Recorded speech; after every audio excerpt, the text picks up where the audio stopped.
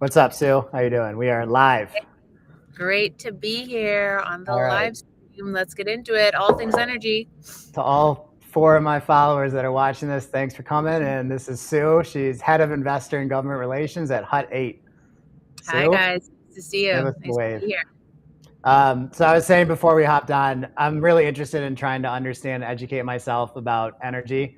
And from what little I understand, the USA is drastically behind China. AI is fundamentally limited in USA unless we break open our energy Right, capacity. And right. so you seem to be one of the people that are at the forefront of it.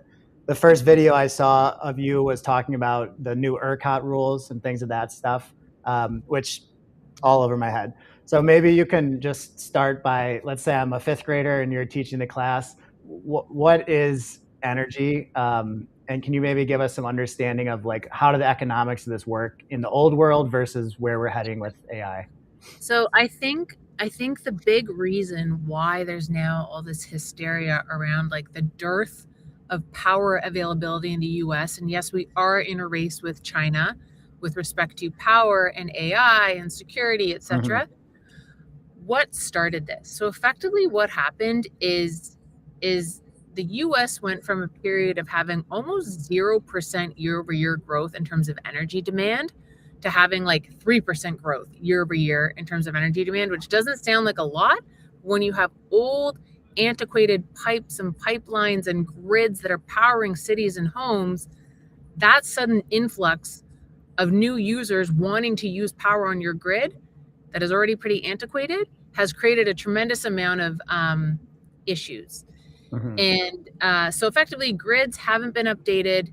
Transmission infrastructure is in the process of being updated, but there's all these rules that are fragmented. Like there's federal, state, and then local rules in terms of how energy gets built, how deals get done.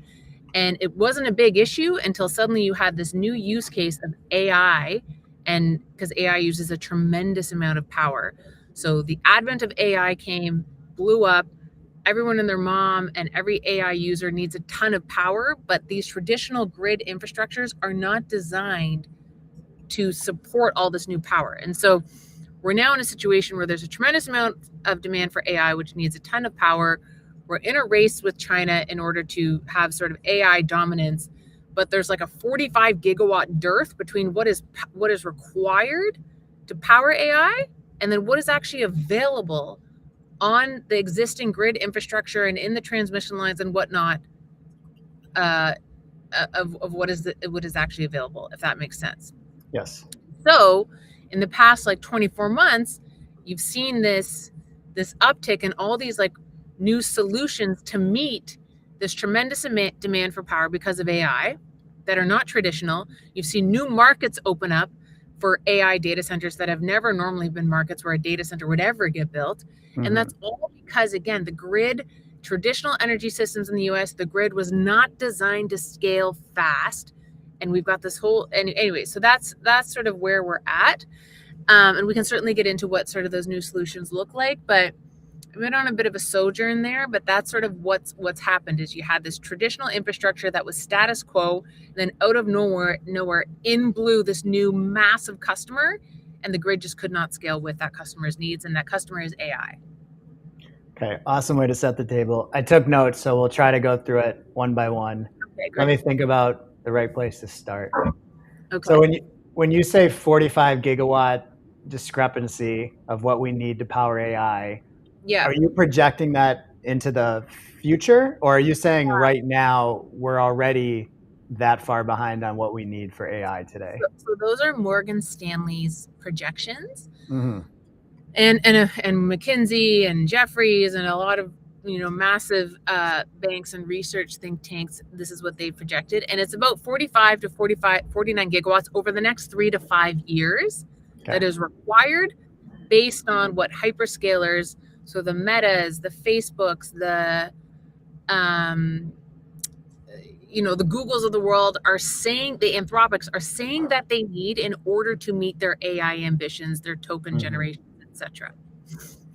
Okay. So starting kind of like a slide deck, we'll focus on the problem first. So that's clearly a problem. We're missing a lot of what we're going to need in the next few years. 3% year over year growth is the heart of that problem. That's the reasoning, or is that even before AI and actually we need That higher growth rate? the AI was like the catalyst for that growth profile increase. Okay.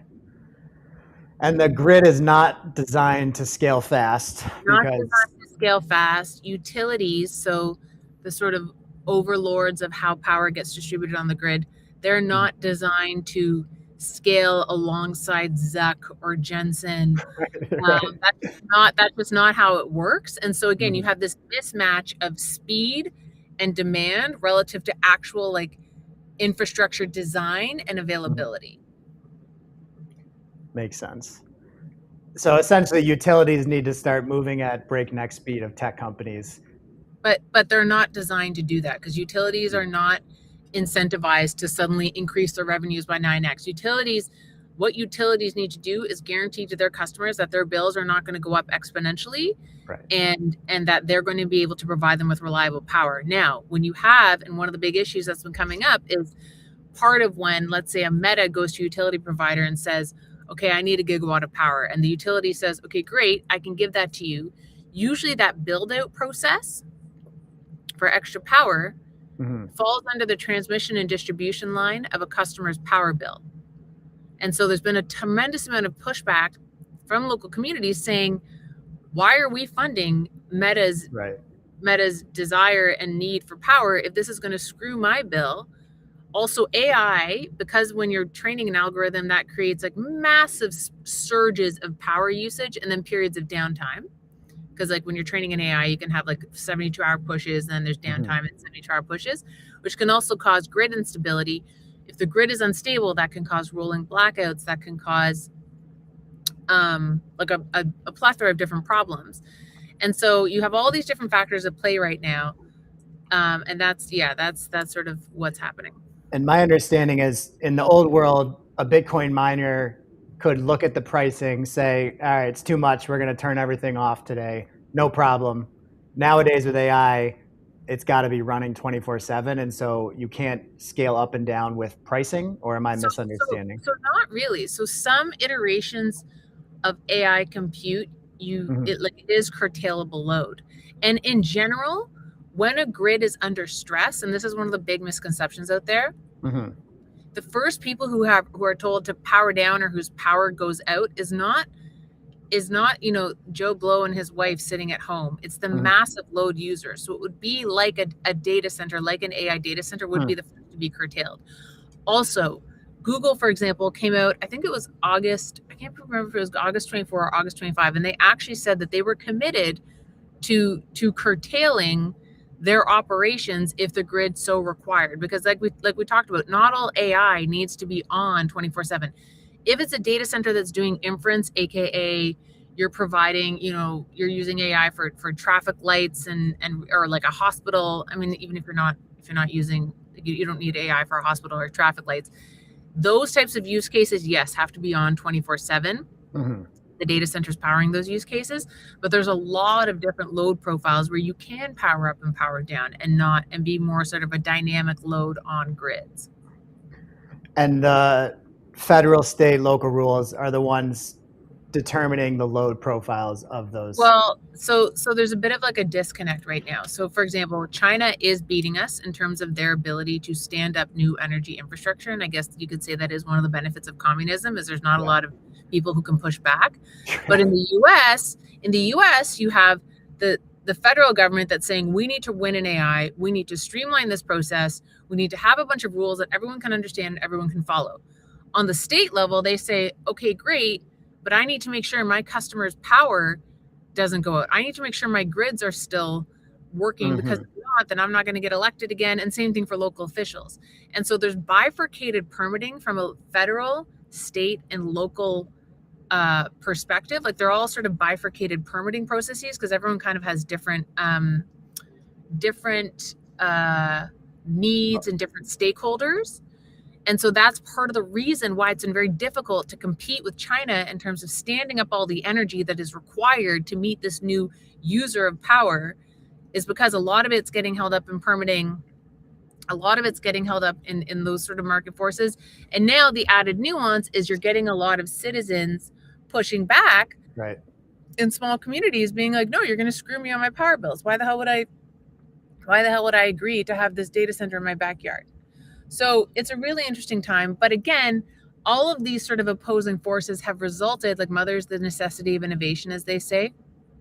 And so what has happened is a lot of these guys, like Bitcoin miners, who are using power, just like minding their business, using power in weird locations no one cared about. And now suddenly everyone was like, shit, I can't get power. This regulator won't let me do this. This utility is at maximum capacity. Hey, but you, HUD 8, you're sitting on this power over here.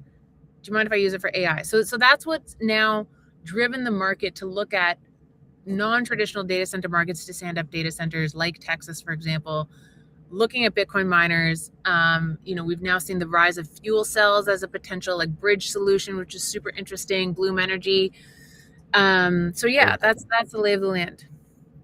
And so for a company like HUD 8, whoever AI hyperscaler comes to you or whatever it ends up being, and they say, okay, we want to basically lease out what you already have. And then does HUD 8 as a business say, okay, well, this is a massive opportunity. Let's go get as much capacity as possible, either through the public grid or figuring out some sort of private method or using storage and things like the fuel cells. Is that correct? So I would say one thing that's different about HUD 8 versus anyone else in this industry is we've been in Bitcoin mining for a very long time, like since like 2018. And since about 2021, we had a thesis. Well, this is Asher, our current CEO. We merged with his company in 2023. But Asher, our CEO, had a thesis that the value of the electron was going to continue to evolve over time. And Bitcoin mining was always our tool. Long before this AI use case, Bitcoin mining was always our tool for capturing cheap megawatts at scale. Because how do you mine a Bitcoin? You need super cheap power, you need a container, and you need a Starlink satellite. That's pretty much the three things you need. And so before this AI use case, we were running around the US basically saying, let's lock up as many megawatts as possible, because our thesis was, okay, if Elon's going to shoot all those rockets into space, he's going to need a shit ton of hydrogen. If manufacturing does actually ever repatriate to the US, that's going to need a ton of power.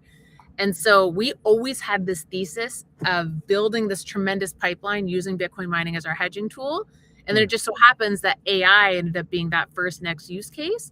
And so why I say that is because HUD 8, we actually haven't converted any of our existing sites. What's happened is this huge pipeline that we built, we then were like, well, wait a minute, maybe we're going to use this for AI. Maybe we should talk to, Anthropic and Fluidstack and Google about this. Keep our mining sites on because we're earning cash, and it's not in like super palatable areas just yet, but because not every Bitcoin mine is eligible for AI data center conversion.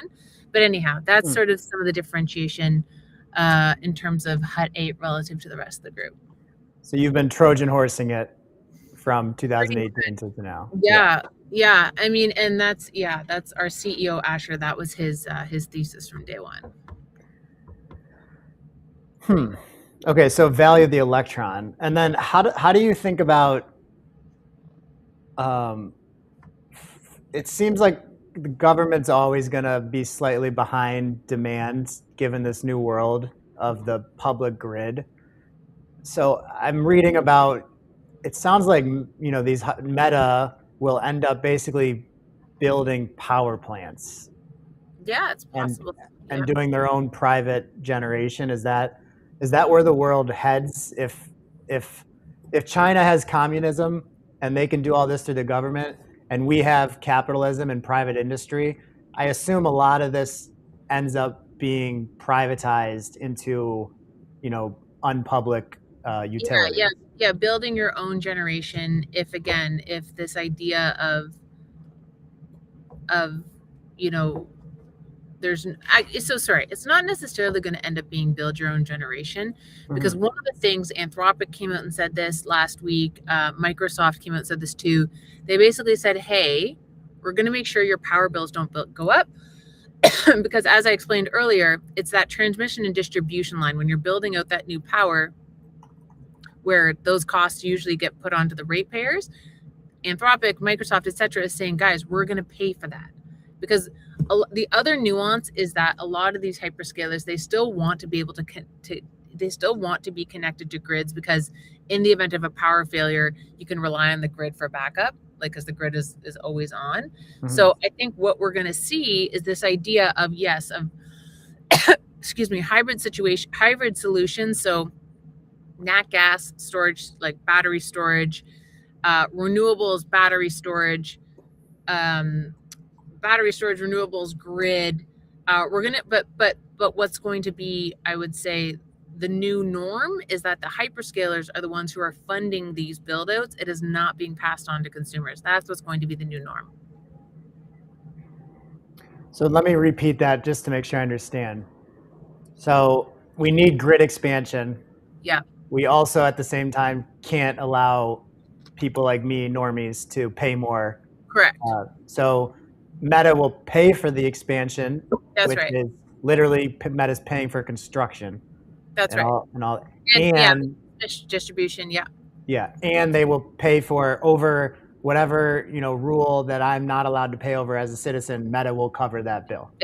That is where the industry is trending. The other thing I think that isn't out there enough in the media is utility operators have a lot of fixed costs that, regardless of who's on the grid, they have to cover.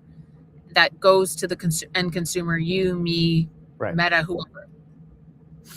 If you have more larger players that you're able to amortize those costs across, that ultimately ends up lowering bills for consumers, right? Instead of just you and me footing the bill for some of the fixed costs that come with the utility providers that have nothing to do with AI. There's fixed costs, just, grid upgrades, right. Transmission and distribution upgrades, etc. We do have to cover that. But again, now if you have like Meta in the mix, that's more people covering for that cost pool. So it's actually not a bad thing when you look at it that way as well. You used to sell securities, I believe, or something of the sort. So everyone loved correct me if I'm wrong here, but based on what you just said, it sounds like utility companies become more asset light in their responsibilities and tech companies become more asset heavy. That's the trade that is happening. Yeah, I think I would say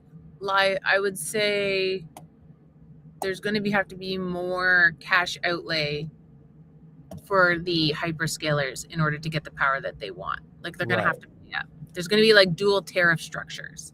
I'm not sure if I'd call it asset light, asset heavy, because it's just sort of, because like the hyperscalers aren't going to own the transmission and distribution lines, but they're going to pay for that. They're going to like subsidize the utilities build out. They'll service some portion of the debt. Exactly. They'll service some portion of the costs associated with that. So utilities actually get a pretty great deal here over time because they're getting more without having to pay as much interest on. Technically. Interesting. Okay, so from your perspective, like, are we going to lose to China? What needs to happen? Here's this was hilarious. Hopefully you'll laugh. I was talking to the guy I was telling you about earlier that's building something in Oregon, and he was saying he was talking with the city council or whoever approves it, and their first point was, look, if you're building a 50 megawatt data center, it can't happen because AI is going to come here and take jobs. So he said, okay, what if we build a 200 megawatt data center? Then we'll create jobs. And then the city council person says, oh, but imagine the traffic. And I feel like that mindset is really going to slow us down. To your point earlier, federal, state, local rules. Are we all motivated to actually do this or not? No, I would say in a lot of areas people aren't. And again, look, if you've been farming on a piece of land for hundreds of families and farming for hundreds of years, I can understand how, the big globalist,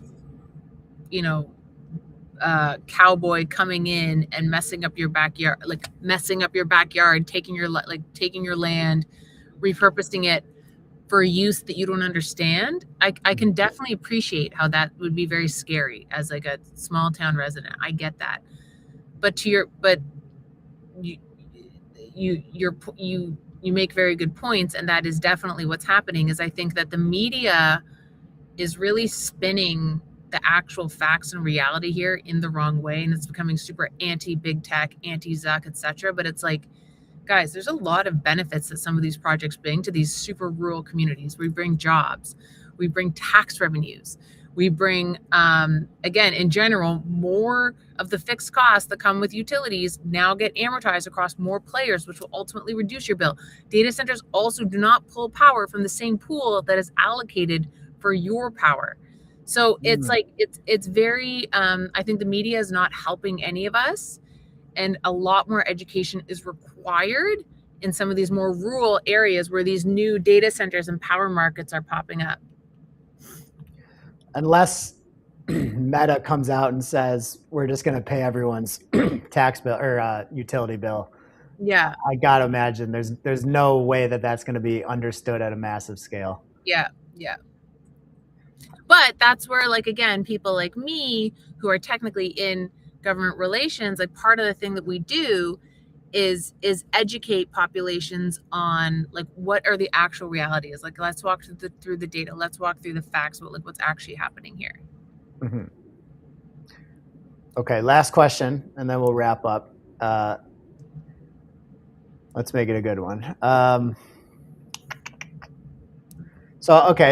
I first learned about you because you were talking about Texas and ERCOT. Again, assuming I'm a fifth grader, can you explain to me what is ERCOT? Why is Texas seemingly like the most important place right now? And how does that evolve to the other states so that we can get out of our own way, but also not hurt all of the citizens? So Texas is an unregulated energy market. Texas has its own grid. And Texas, again, further to this now suddenly new, as of 2 years ago, new user and eater of power demand in massive chunks, AI. Mm-hmm. Texas was this one market that was super rich in power. It's a ton of renewables and nat gas and wind.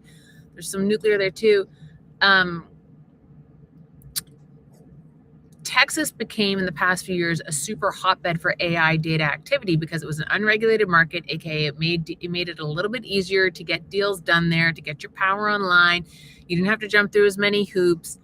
But because suddenly everyone flocked to Texas and this became the new data center market, the Texas grid then became overloaded. So like at the end of 2025, there was something like 225 gigawatts worth of load requests in Texas, which is like unprecedented. The grid could not handle that. And so the regulators, what they did is they were like, okay, we have to slow this down. And so they've come out with for context. So there's 225 gigawatts of load requests. What is the capacity of Texas? Like 20 gigawatts? No. To be honest, I actually don't have the most recent capacity, capacity figures, but I can tell you it certainly is in no ballpark available to accommodate that amount of load. And so ERCOT, which is the grid operator, said, okay, everyone has to slow down. Mm-hmm. We're not just going to approve every, mom and pop shop or every hyperscaler deal that comes down the pipeline asking for X amount of power. That's not how this is going to go anymore. So we got to slow down now.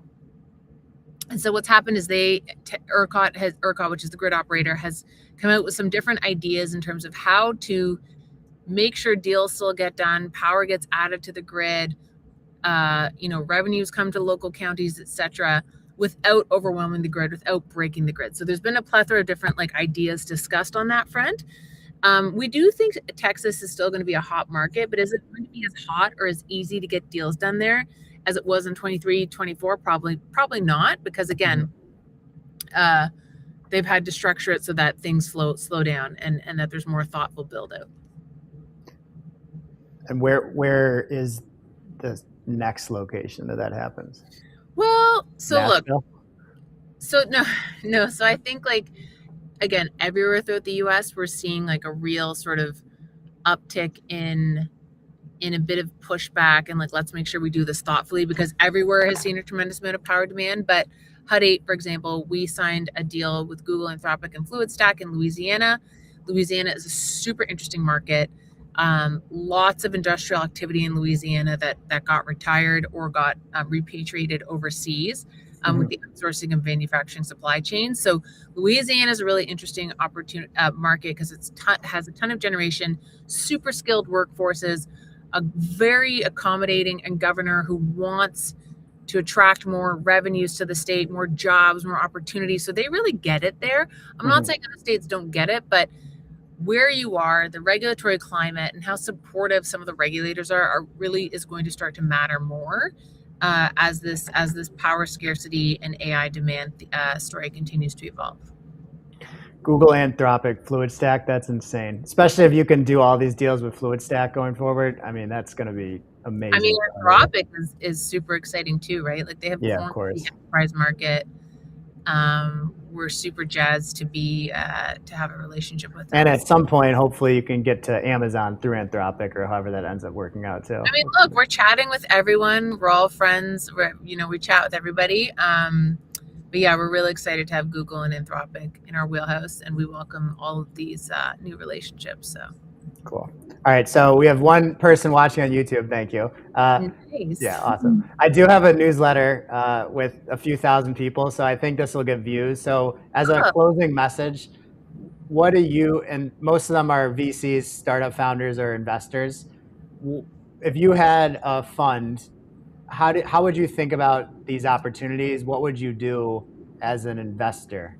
So I would definitely be investing in these power solutions. So obviously not just like the Bitcoin miner to AI conversion stories, but like the bridge solutions, like the Bloom Energies of the world. There's a pre-IPO company called Mainspring that's super interesting.